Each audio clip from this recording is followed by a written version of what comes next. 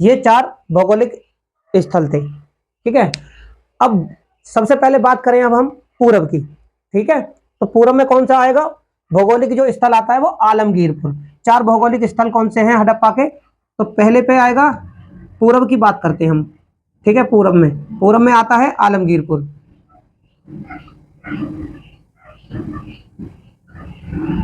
ठीक है, आलमगीरपुर, ये जो आलमगीरपुर है, ये आलमगीरपुर मेरठ मेरठ जिले में और राज्य के कौन सा उत्तर प्रदेश में पड़ता है। ये यमुना की सहायक नदी है, हिंडन। ठीक है, कौन सी है, सहायक नदी। अगर नदी से संबंधित भी बहुत सारे पूछे जाते हैं तो नदी कहां पर है आलमगीरपुर, नदी है हिंडन।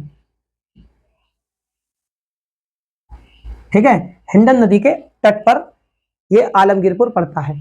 ठीक है, इसकी खोज 1958 ईस्वी में भारत सेवक समाज ने की थी। किसने की थी इसकी, अब बात करते हैं खोज की, भैया इन स्थलों को खोजा किसने था, तो जो इसकी खोज की थी तो वो भारत सेवक सेवक समाज ने। ठीक, कब की थी, तो 1958 ईस्वी में की थी। ठीक है, 1958 ईस्वी में इसकी खोज की थी और किसके द्वारा की गई थी, तो यशदत्त शर्मा है उनके द्वारा। ठीक है, खोजकर्ता कौन थे, 1958 में भारत सेवक समाज ने 1958 में इसकी खोज की। लेकिन इसका बात है उत्खनन की। उत्खनन देखो, खोजकर्ता कौन थे, ये थे। समय क्या मिल गया हमें, 1958, लेकिन उत्खनन किसने किया इसका, उत्खनन। ठीक है, उत्खनन जो करते यशदत्त शर्मा के द्वारा। ठीक है, इसका उत्खनन किया गया था और ये हड़प्पा सभ्यता का सबसे पूर्वी स्थल है। ठीक, बात करते हैं पश्चिमी स्थल की। इसकी पश्चिमी, नंबर 2 पश्चिमी स्थल। तो पश्चिमी स्थल कौन था,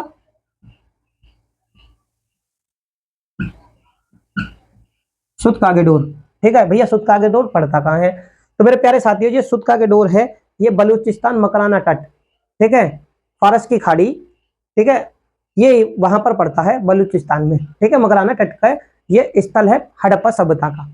इसकी अगर हम खोज की बात करें तो इसकी जो खोज की थी दासक नदी के तट पर। किसकी, इसकी खोज कहां पर हुई थी, तो ये जो क्षेत्र है कहां पर पड़ता है, दासक नदी। ठीक है, ये क्षेत्र कहां पर पड़ता है, तो दासक नदी पर पड़ता है। इसकी खोज 1927 ईस्वी में मार्क ऑरेल स्टाइल ने की थी। किसने की थी, 1927 ईस्वी में इसकी खोज की गई थी। खोज कब की गई थी, इसकी खोज 1927 ईस्वी में मार्क और ओरेल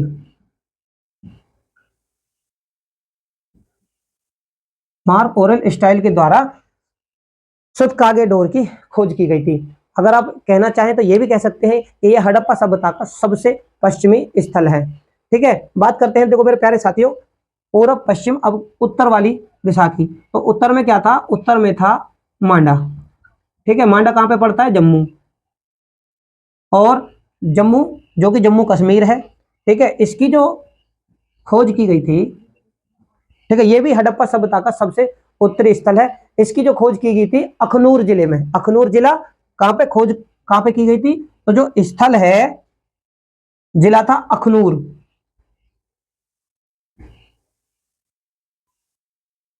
अखनूर जिले में की गई थी। कहां पर, नदी कौन सी थी, चेनाब। ठीक है, चेनाब नदी के तट पर यह स्थल मिलता है। तो ये उत्तर का यानी हड़प्पा सभ्यता का सबसे उत्तरी स्थल है।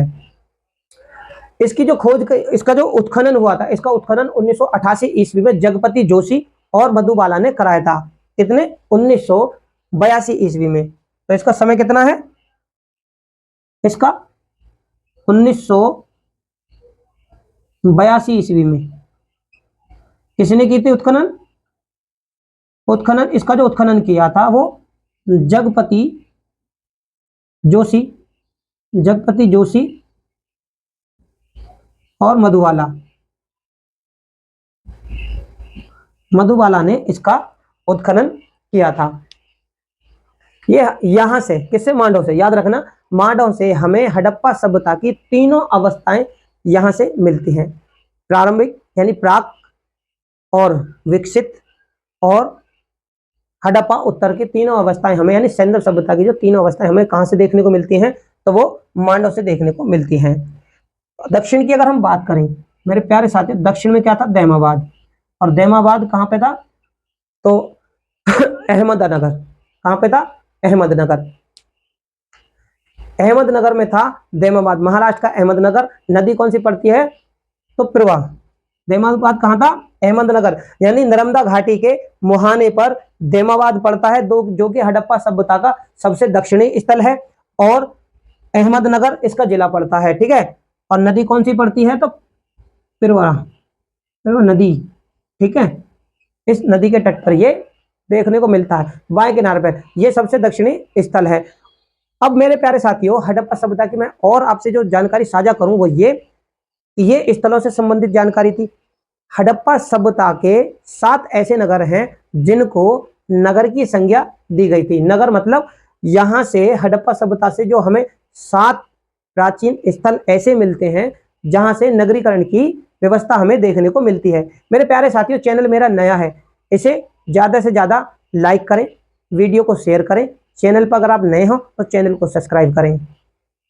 नमस्कार मेरे प्यारे साथियों, स्वागत है आपका अपने YouTube चैनल अपनी हिस्ट्री क्लास में। तो मेरे प्यारे साथियों, आज हम हड़प्पा सभ्यता के बारे में जानकारियां जुटाई हैं। इससे पिछली वीडियो के माध्यम से भी हमने हड़प्पा सभ्यता की जानकारियां जुटाई। मेरे प्यारे साथियों, हड़प्पा सभ्यता जो है वो बहुत बड़ी सभ्यता थी और इसमें बहुत सारे ऐसे प्राचीन स्थल थे जहां से हमें हड़प्पा सभ्यता के प्रमाण मिलते हैं, ठीक है। इसके अगर विस्तार की बात करें तो देखो 80% जो इसका विस्तार हुआ, विस्तार कहां से हुआ, 80% विस्तार जो होता है इसका सरस्वती और हकारा नदी क्षेत्रों के आसपास में होता है।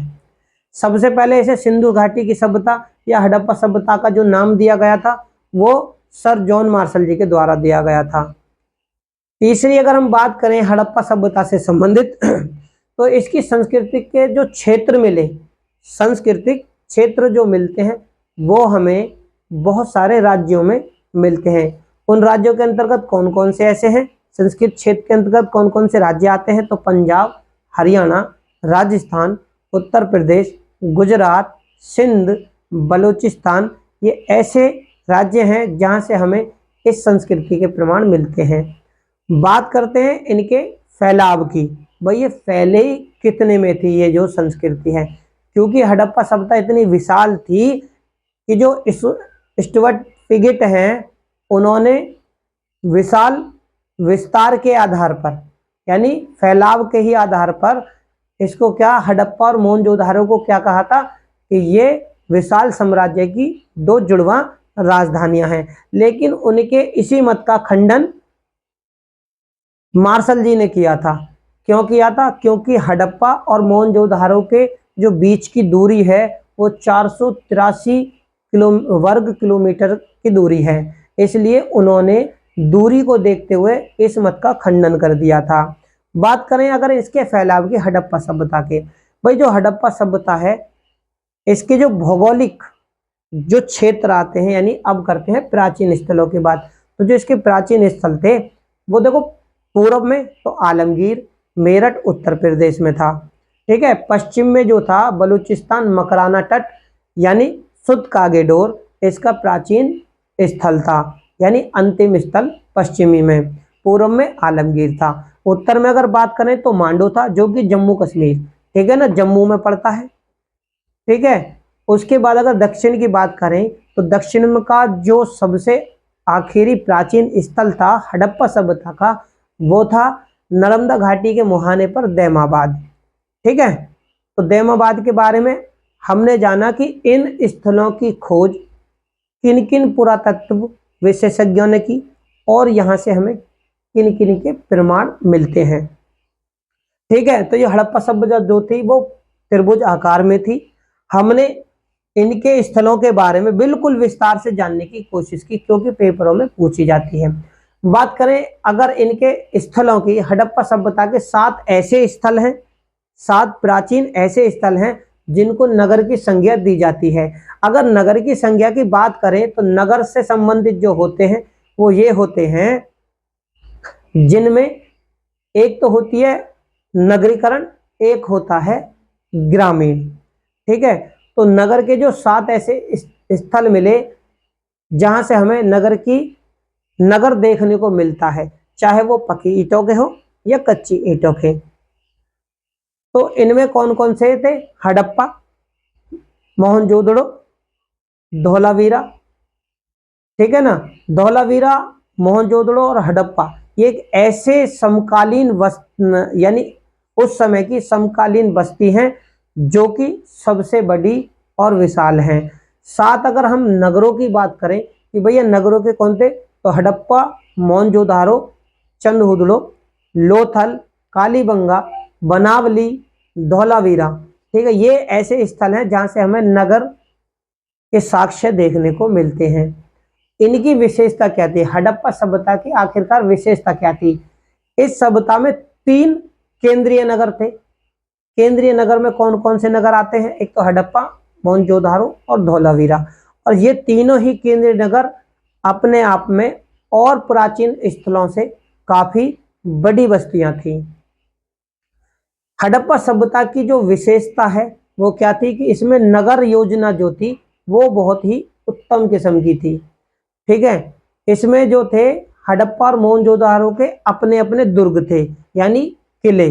दुर्ग मतलब किला। हड़प्पा और मोहनजोदारो में हमें किले देखने को मिलते हैं। और नगर और भवनों की जो विशेषता थी क्या थी? नगर और जो भवन थे इन किलों के आसपास में, ठीक है ना, एक तो इनके अंतर्गत क्या था?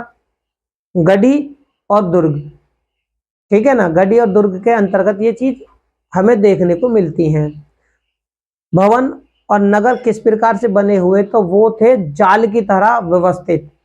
ठीक है ना, और एक दूसरे को समकोण पर काटते हुए व्यवस्थित किए गए थे। ठीक है ना, अब इनके जो दरवाजे थे वो दरवाजे खिड़की की ओर ना खुलकर पीछे की तरफ खुलते थे। ठीक है ना, खिड़की दरवाजे जो थे वो सड़क की तरफ ना खुलकर पीछे की तरफ खुलते थे। और भवन जो मिलते हैं हड़प्पा सभ्यता से वो लगभग 2 मंजिलों के थे। ठीक है ना, 2 मंजिले को थे। अब इनके भवनों की अगर विशेषता की हम बात करें कि इनमें विशेषता क्या थी, तो विशेषता इनके भवनों की जो थी वो ये, इनमें रसोई घर की व्यवस्था देखने को मिलती है, स्नानगार की व्यवस्था देखने को मिलती है। और जितने भी यहाँ पर मकान थे या भवन थे, ठीक है ना, उनके बीच में हमें आंगन जो होता है, जो कि आज भी आधुनिक समय में भी देखने को मिलता है, उनकी व्यवस्था बहुत ही उन्नत किस्म की थी। ठीक है, तो मेरे प्यारे साथियों मैं यही कहना चाहूंगा, मेरा चैनल नया है, मेरी वीडियो अगर आप लोगों को अच्छी लगे तो इसे ज़्यादा से ज़्यादा लाइक करें, शेयर करें। मेरे चैनल पे अगर आप लोग नए हो तो चैनल को सब्सक्राइब करें। अब जो हम अपनी नेक्स्ट वीडियो के माध्यम से आप लोगों को जो जानकारी देने की कोशिश करेंगे या फिर जो बातें हम हड़प्पा सभ्यता से संबंधित साझा करेंगे, उनमें हम प्राचीन स्थलों से संबंधित जानकारियां आप लोगों से साझा करेंगे। प्राचीन स्थलों में क्या आते हैं? जैसे कि भाई हड़प्पा, मोहनजोदारो, चनहुदड़ो, लोथल, कालीबंगा, बनावली और भी जो बहुत सारे स्थल हैं उन्हीं से संबंधित हम जानकारियां एक दूसरे से साझा करेंगे। क्यों करेंगे? क्योंकि इन स्थलों से कौन कौन सी वस्तुएं या साक्ष्य हमें मिले थे, हमारे यानी पूरा वैज्ञानिकों को, पुरातत्व विद्वान थे, उनको हमें कौन कौन से यहाँ से साक्ष्य मिले, प्रमाण मिले और उनकी क्या क्या विशेषता थी, और इन स्थलों पर रहने वाले जो लोग थे उन्होंने किन किन चीज़ों का आविष्कार किया था, और इन्हीं चीज़ों के आधार पर, यानी यहाँ से हमें कोई भी ऐसे प्रमाण मिलते हैं जिनके आधार पर पेपरों में क्वेश्चन पूछे जाते हैं, हम उन्हीं चीज़ों का आप लोगों से साझा करेंगे। धन्यवाद।